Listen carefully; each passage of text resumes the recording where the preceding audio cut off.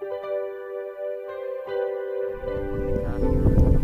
थोड़ा बारिश के होने के बाद जमीन का ग्रेविटी चेंज हो गया है और खेती का हवा भी चेंज हो गया है। यही आपको फोटो दिखा था।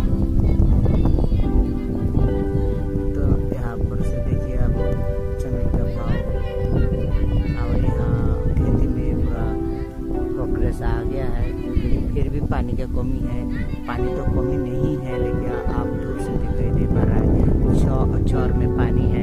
इधर में बच्चा लोग देखिए जमीन में खेल कूद में मस्ती में घूम रहा है। पोखरे के लिए भाई कुछ घास जो था वो चुन के निकाल रहा है पोखरे के आड़े ही खेती है।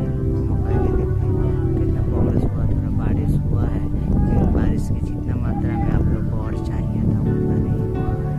जो नदी का पानी बढ़ा है, पानी बढ़ने की वजह से चौर में तो पानी आ गया है।